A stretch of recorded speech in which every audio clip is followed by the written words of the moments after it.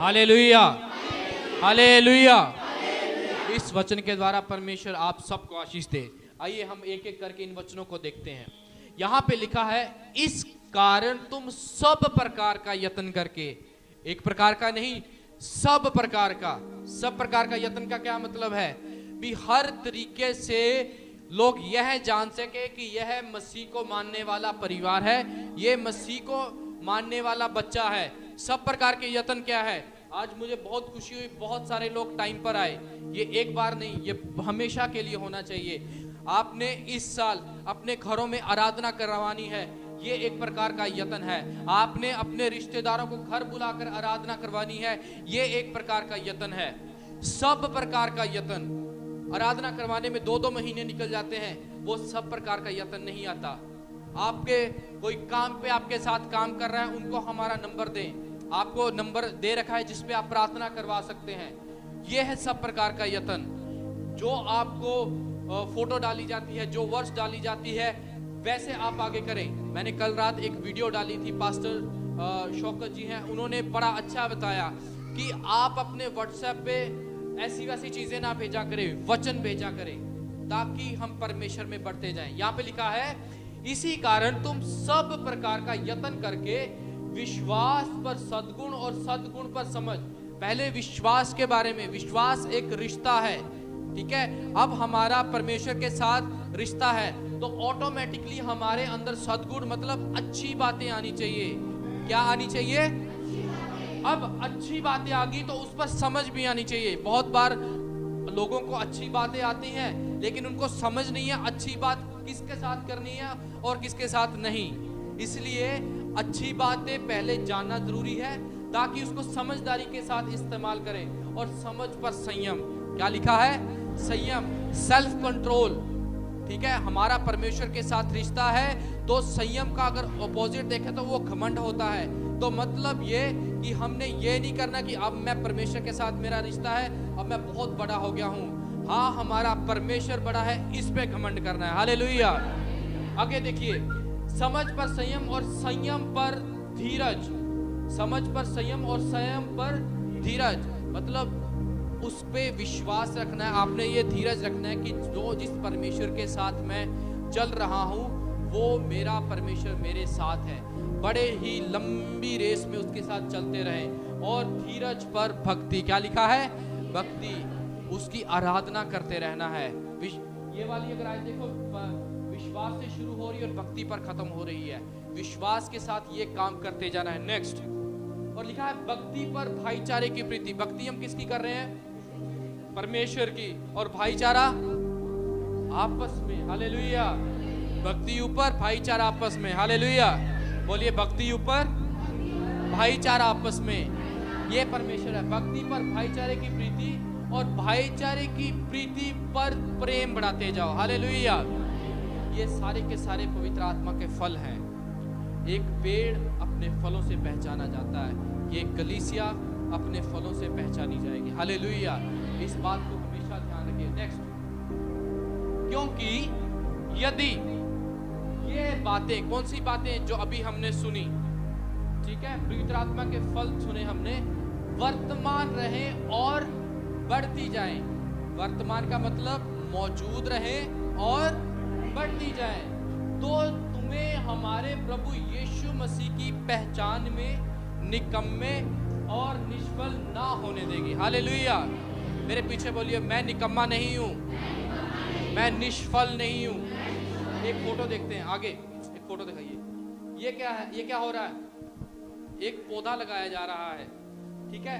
अब इस पौधे को मैं एक दिन यहाँ पे लगाता हूँ, 5 दिन बाद उखाड़ के कहीं और लगाता हूँ, फिर उसके 5 दिन बाद उखाड़ के मैं कहीं और लगाता हूँ। बढ़ेगा? नेक्स्ट, क्या वो ये पेड़ बनेगा एक दिन? इस रविवार यहाँ पे आए, उस रविवार वहां पे गए, तीसरे रविवार कहीं और गए, बढ़ोगे? सिंपल है। पिछली वर्ष का बैक इस कारण पीछे, क्योंकि यदि ये बातें, परमेश्वर की बातें हम में बनी रहें और हम उसमें बढ़ते जाएं। हालेलुया। एक बरगद पेड़ है, उसकी जड़ें बहुत नीचे तक जाती हैं और उतना ही मजबूत होता है। आपकी जड़ें परमेश्वर में जितनी गहरी होंगी प्रार्थना में गहरी होंगी, सुनिए ध्यान से, आपकी जड़ें जितनी आराधना में गहरी होंगी उतना ही आप ऊपर बढ़ेंगे। हालेलुया। अच्छा, एक बात आपको मैं सीक्रेट बताना चाहता हूं, जिस सीक्रेट पे मैं सेवकाई करता हूं, हमारा परिवार सेवकाई करता है। जड़ें क्या होती है? छुपी होती हैं धरती में, किसी को दिखती है? नहीं दिखती। उसी प्रकार जब आप अकेले होके, अकेले परिवार में प्रार्थना करेंगे, अकेले परमेश्वर में मजबूत होंगे, तो आप दुनिया को बाहर मजबूती से दिखा पाएंगे। समझ आई मेरी बात? जड़ें छिपी होती हैं। आपने क्या करना है? अकेला रह के प्रार्थना करना सीखो। जो व्यक्ति अकेला रह के प्रार्थना नहीं कर सकता, वो दूसरों को चमत्कार, दूसरों को आशीषें नहीं दिखा सकता। ये वचन की सच्चाई है। यीशु मसीह अकेला प्रार्थना करता था, हमने भी अकेला प्रार्थना परिवार में, क्योंकि जब जो पावर आपकी साइलेंस में, अकेले में होगी, उसी का डेमोन्स्ट्रेशन होगा, उसी की सामर्थ आप बाहर दिखाने पाओगे। हालेलुया। समझ आ रही मेरी बात? जो सामर्थ आप अकेले परमेश्वर के साथ समय व्यतीत करके ग्रहण करेंगे, उसी सामर्थ को आप बाहर दिखा सकते हो। अगर आप अकेले में समय व्यतीत नहीं करते, उसमें नहीं बढ़ते हैं, तो यह पॉसिबल ही नहीं है कोई समस्या आए और आप प्रार्थना करे जाओ, क्योंकि आपने बैग तो तैयार की नहीं है, आपने क्या बोले, अपनी कमर को कसा ही नहीं है, एक्सरसाइज की ही नहीं है, उसमें बढ़े ही नहीं है, बढ़ो उसमें। हालेलुया। नेक्स्ट फोटो से तो नेक्स्ट वेरी गुड। इस कारण हे भाइयों और बहनों, अपने बुलाए जाने और चुन लिए जाने को सिद्ध करने का, पहले आपको मैं सिद्ध का शब्द मतलब समझाता हूँ, जिसमें कोई गलती ना हो। बहुत दुनिया कहती है कि कोई भी परफेक्ट नहीं है, लेकिन वचन ये कहता है जैसे परमेश्वर सिद्ध है वैसे सिद्ध होते जाओ। इसका मतलब कि आप सिद्ध हो सकते हो। हालेलुया। मसीही लोगों के पास इस बात का प्रावधान है कि वे सिद्ध हो सकते हैं, कि उनके अंदर कोई गलती ना हो, कोई गुनाह ना हो, क्योंकि वो यीशु मसीह के द्वारा बचाए गए। हालेलुया। ध्यान से सुनिए, बुलाए जाने और चुन लिए जाने, दो बातें होती हैं। एक एग्जांपल देता हूं मैं। यहाँ पर बच्चे आते हैं, कुछ सीखते हैं, कुछ दिनों के बाद कुछ और बच्चों का नंबर आएगा। पहले सभी बच्चे बुलाए, लेकिन उसमें से मैंने कुछ बच्चों को चुना। समझ आ रही मेरी बात? उन बच्चों को कुछ चुना, अब मैं उनको सिखा रहा हूँ, ठीक है, लेकिन उनको क्या करवा रहा हूँ मैं? सिद्ध करने। इसलिए उनको मीडिया में सिद्ध कर रहा हूँ, ताकि वो कोई गलती ना करें, ठीक है। और उस सिद्ध होने की प्रोसेस में आप बच्चों को हाल पूछना कि वो सिद्ध कैसे होते हैं, ठीक है। आप पूछना भी रोज क्या होता है उनका हाल। जोर लगता है, मेहनत लगती है, डांट भी लगती है, प्यार भी लगता है, लेकिन दर्शन यही होता है वो सिद्ध होंगे। हालेलुया। तो उसी प्रकार हमने भी अपने घरों में आराधनाएं करवानी है, ठीक है। घरों को खोलना है। जब आप आराधना कराते हैं, अपने पड़ोसियों को बुलाएं, अपने रिश्तेदारों को बुलाएं, ताकि वो ये जान सके कि ये परमेश्वर का आज वचन हमारे घर में होगा, और इसके द्वारा जैसे इन लोगों ने आशीष पाई, हम भी पाए। लिखा है भली भांति यत्न करते जाओ, क्योंकि यदि ऐसा करोगे तो कभी भी ठोकर ना खाओगे। क्या लिखा है यहाँ पे? ये तो नहीं लिखा कि कभी भी ठोकर नहीं आएगी। सुनिए ध्यान से, यहाँ पे ये नहीं लिखा कि कभी ठोकर नहीं आएगी। ठोकर आएगी, लेकिन तुम साइड से निकल जाओगे। हालेलुया।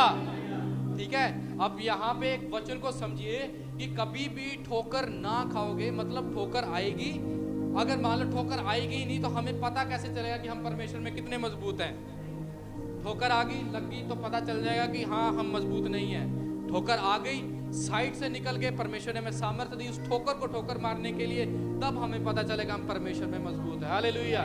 आखिरी वचन, वरन इस रीति से तुम हमारे प्रभु और उद्धारकर्ता यीशु मसीह के अनंत राज्य में, ऐसे राज्य में जिसका कोई अंत नहीं है, बड़े आदर के साथ प्रवेश करने पाओ। हालेलुया। हालेलुया। कैसे?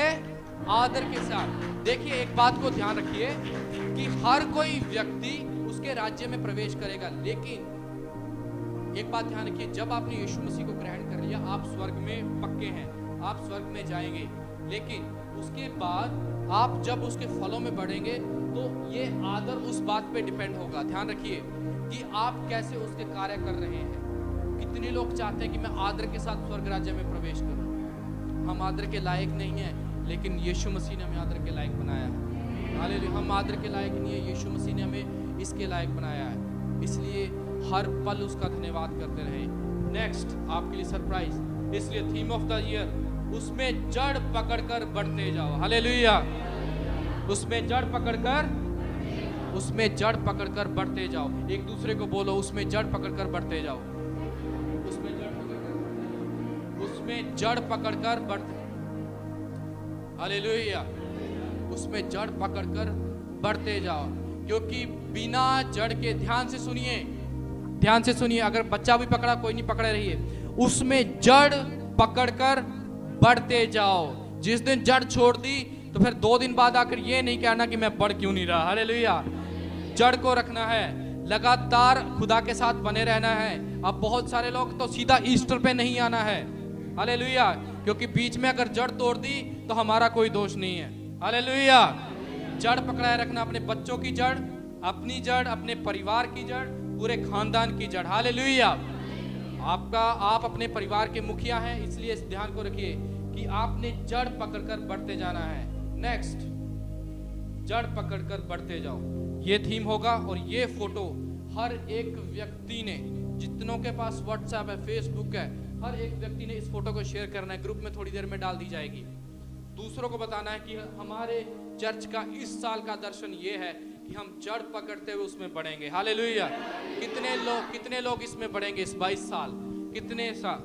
ध्यान दीजिए, आज प्रार्थना के द्वारा आपके लिए यह प्रार्थना की जाएगी, आपको इस दर्शन में बोया जाएगा।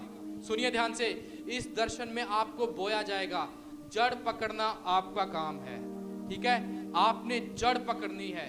जब आप जड़ पकड़ेंगे तो आप में फल आएगा। और एक बात ध्यान रखिए, उस फल की सुरक्षा परमेश्वर करेगा। हालेलुया।